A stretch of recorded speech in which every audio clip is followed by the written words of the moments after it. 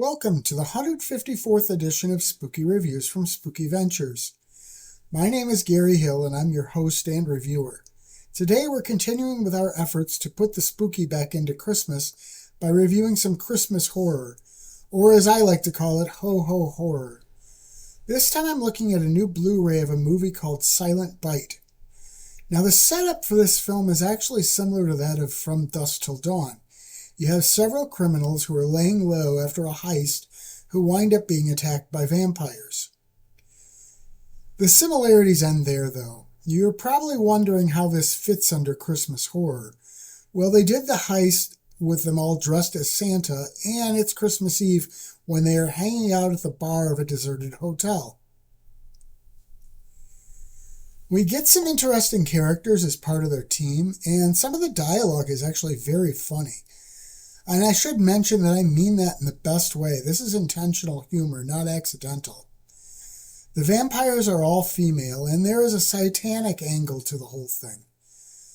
The movie definitely moves very slowly, and I don't really think the violence and payoffs are as strong as they need to be to make up for that deficiency. Another complaint to be made is that some of the dialogue is hard to understand because of some uneven sound production. There are various subplots that are at play. Some of those work better than others do. I will say that the weapon they find to use against the vampires is unusual. In fact, there are two weapons that are used, and both are fairly unique. I'm not going to give you more information than that because it could be a spoiler.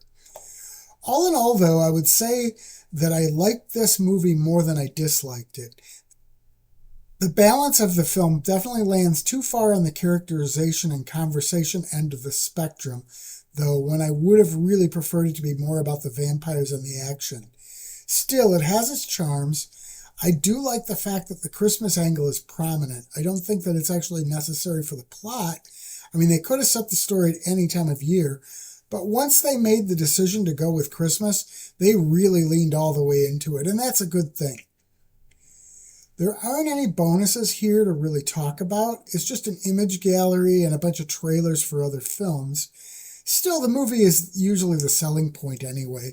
If you're looking for some horror to put the spooky back into your Christmas season and like vampires, this is one worth checking out. Just don't set your expectations too high. Spooky Ventures is the home for spooky content and spooky merchandise on the web. Check it out today at spookyventures.com. And remember, always keep it spooky.